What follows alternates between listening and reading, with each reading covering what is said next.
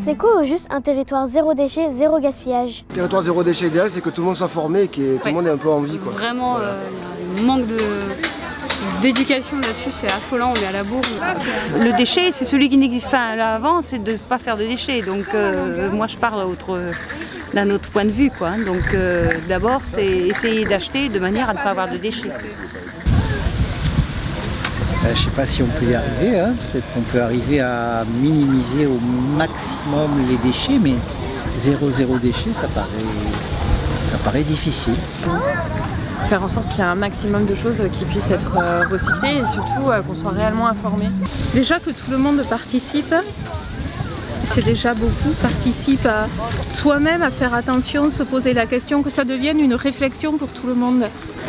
Je pense qu'il faudrait mettre la main au porte-monnaie des gens, parce que malheureusement, si on tape pas dans le porte-monnaie, les gens agissent pas forcément d'eux-mêmes. Quels sont nos objectifs? Que voulons-nous pour notre territoire? Notre territoire s'est engagé à atteindre d'ici 2025 les 3 objectifs ambitieux de la loi de transition énergétique. Réduire notre production de déchets à la source de 10%, on produit actuellement 50 000 tonnes de déchets par an. Composter ou recycler 65% des déchets produits sur le territoire.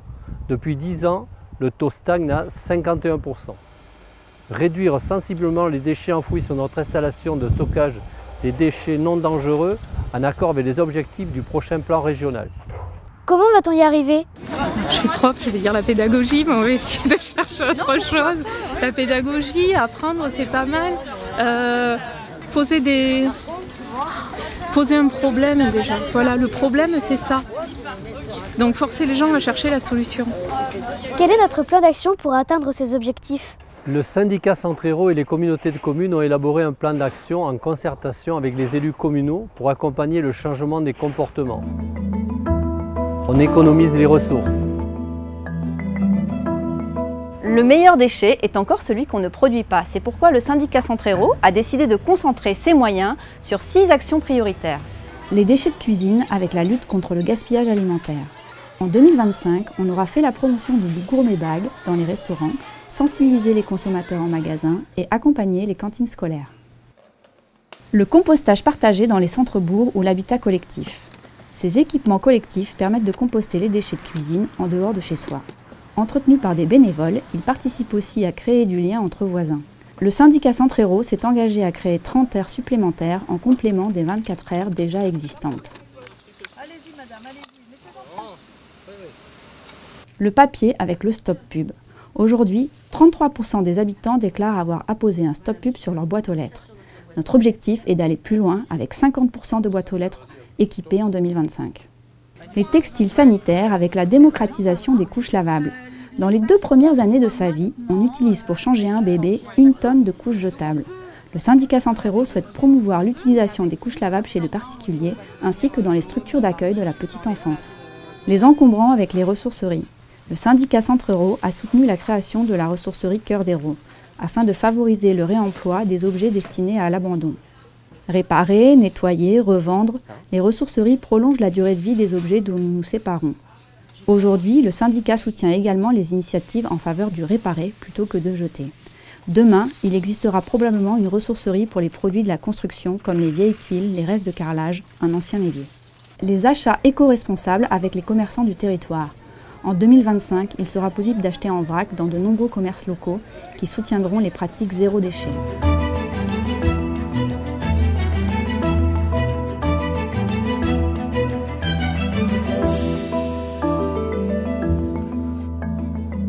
On améliore la qualité du tri et les performances de collecte.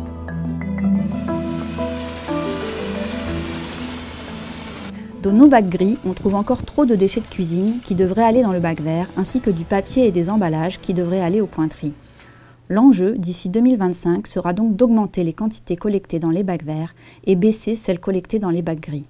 C'est l'objectif des communautés de communes qui travaillent sur l'optimisation des collectes et le renforcement de la communication de proximité avec les ambassadeurs du tri. C'est aussi l'objectif du syndicat Centrero qui va renforcer le nombre et l'attractivité des points tri, puis étendre les consignes de tri du plastique. Aujourd'hui, seules les bouteilles et les flacons plastiques sont recyclables. En 2025, pots de yaourt, barquettes de polystyrène, films plastiques, tous les emballages plastiques seront recyclables, notamment grâce à la construction d'un centre de tri nouvelle génération. On responsabilise les citoyens et les acteurs économiques. Les élus envisagent de remplacer la taxe d'enlèvement des ordures ménagères par une redevance incitative où chacun paiera en fonction des déchets qu'il produit. Votre bac pucé sera identifié à chaque collecte. Ainsi, votre facture sera calculée en fonction du nombre de bacs que vous aurez sortis dans l'année et donc de votre production de déchets. On parle de tarification incitative. Elle permet d'appliquer le principe pollueur-payeur et de maîtriser les coûts liés à la gestion des déchets.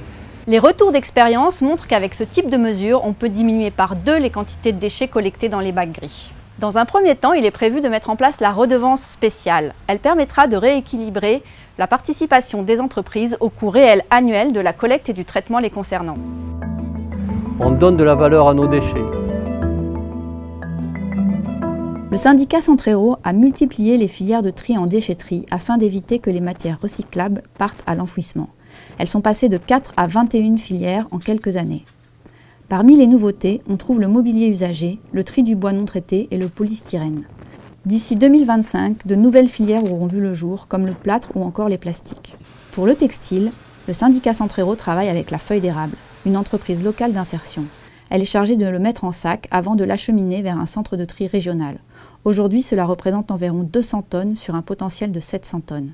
Notre objectif est donc d'équiper plus de communes avec des nouvelles colonnes. La qualité est au cœur de la politique du syndicat Centrero. La gestion de la plateforme de compostage située à Aspirant répond aux exigences des normes ISO 14001 et ISO 9001. Ces composts sont utilisables en agriculture biologique et labellisés « amendements sélectionnés de qualité attestée ». Bientôt, le compost et le bois de paillage fabriqués à Aspirant seront disponibles à la vente sur Internet, en sac et ou sous forme de granulés sous la marque Centrero. On favorise à notre échelle l'économie circulaire. Avant d'entrer dans le vif du sujet, il est nécessaire de faire un petit peu d'histoire. Notre société de consommation signifie souvent une société d'économie linéaire. Qu'est-ce que ça veut dire linéaire? Ça veut dire qu'on prélève des ressources au niveau de notre terre, notre sol, on va les transformer, on va les utiliser et on va les jeter. On s'en débarrasse, on ne les réutilise pas. Et ça aboutit à quoi? Ça aboutit à surconsommer. Il faut savoir qu'aujourd'hui, on surconsomme ce que la Terre est en capacité de nous donner. Qu'est-ce qu'on peut faire aujourd'hui au niveau du domaine des déchets et au niveau de l'économie circulaire, ou ce qu'on appelle communément l'économie circulaire? On va s'appuyer sur des principes de prévention, réduire les quantités qu'on a finalement de déchets. On va travailler sur le réemploi, la réutilisation, la remise dans le circuit de tous ces éléments, ces objets qui ne sont plus des déchets, mais qui vont réellement devenir des ressources. Comment? Le premièrement, c'est l'acte d'achat. C'est-à-dire, on a aussi, nous, au quotidien, un choix qui est d'acheter ou pas ces déchets et de faire en sorte de moins produire de déchets. La deuxième chose, si on remonte un petit peu, bien entendu, au niveau des producteurs des déchets, dans la fabrication de tous ces produits de consommation, comment réduire à l'origine ces éléments qui peuvent nécessiter des traitements coûteux ou polluants potentiellement pour l'environnement. Qu'est-ce que fait le syndicat au quotidien aujourd'hui sur ce territoire-là? C'est typiquement l'organique, la matière organique. Cette matière organique, finalement, qui est dans nos poubelles, qui représente 1/3 de nos poubelles, on va la trier et puis on va la composter chez soi, par exemple, mais aussi sur une plateforme de compostage. Et ce compost qui finalement n'est qu'un résidu, n'est qu'un sous-produit de transformation, ça devient une richesse parce qu'on va pouvoir le remettre dans nos sols. Et les sols méditerranéens ont besoin de matière organique parce que c'est des sols qui se désertifient. De la même manière, on peut citer l'exemple des inertes où les graviers sont produits via des éléments de démolition ou des bennes de gravats qu'on va pouvoir récupérer, mais on va refaire du tout venant, on va refaire du sable qui va pouvoir aussi être réutilisé. Au-delà de cette boucle qu'on peut avoir locale, il y a la notion aussi de valeur qu'on va préserver sur notre territoire. D'où le fait d'essayer de ne pas exporter nos richesses, mais de les laisser sur notre territoire et de créer de la valeur sur notre territoire, notamment de l'emploi. D'où les partenariats qui ont pu être créés avec des entreprises locales, notamment des entreprises d'insertion, telles que la Feuille d'Érable, qui traite notre papier, qui le transforme et qui le vend. Un des éléments sur lesquels on souhaite agir, c'est être facilitateur sur la mise en lien de tous les acteurs du territoire, en particulier les acteurs professionnels. Beaucoup d'acteurs professionnels ont des problèmes de production de déchets, mais aussi ont des problèmes d'approvisionnement de certaines ressources dont ils ont besoin. Est-ce qu'il n'y aurait pas un lien à faire entre ces gens qui ont des problèmes d'un côté de déchets et d'autres des problèmes d'approvisionnement? Et ça, c'est un des gros enjeux qui nous attend à l'avenir, de mettre en relation et de faciliter à la fois l'implantation d'entreprises, mais le lien entre ces entreprises pour limiter la production de nos déchets. On mise sur l'éco-exemplarité et la mobilisation citoyenne. À l'échelle de la collectivité, l'éco-exemplarité est devenue indispensable pour gagner en légitimité. Sur les déchets, de nombreux gestes de prévention existent dans les bureaux comme dans les services techniques ou les espaces verts. En 2025, toutes les collectivités du territoire seront sensibilisées. Montrer l'exemple, c'est particulièrement important. C'est pourquoi le syndicat Centrero et les communautés de communes accompagnent aussi les organisateurs de manifestations en leur prêtant des gobelets réutilisables et du matériel pour le tri des déchets. Côté citoyen, le syndicat Centrero rassemble autour de la dynamique zéro déchet. Aller à la rencontre des consommateurs, organiser des journées portes ouvertes, former les plus jeunes, autant d'actions qui donnent du sens aux gestes du quotidien. Et nos bacs gris, que deviendront-ils en 2025? Les déchets résiduels collectés dans les bacs gris et les encombrants collectés en déchetterie sont les déchets qui restent après le tri. En 2017, ils représentent encore 300 kg par habitant. C'est 24 000 tonnes par an enfouies dans l'ISDND de Soumont, soit encore l'équivalent de 33 piscines olympiques par an. Or, l'exploitation de notre centre d'enfouissement ne durera pas éternellement. Nous avons entamé le dernier casier. Il faudra donc trouver des solutions pour après. Cela donne de l'importance à notre projet de territoire qui vise à réduire au maximum les déchets enfouis. Pour aller plus loin, le syndicat Centrero réfléchit aussi à la stabilisation de ces déchets avant stockage en vue de réduire leur quantité, leur poids et leur pouvoir polluant. En 2025, les ordures ne sont plus considérées comme des déchets. Ils seront revalorisés, recyclés, réemployés. Mais ce plan d'action ne pourra se mettre en œuvre qu'avec l'implication de toutes et de tous, citoyens, collectivités, entreprises. Ensemble, faisons du territoire Centrero un territoire zéro déchet. Je compte sur vous.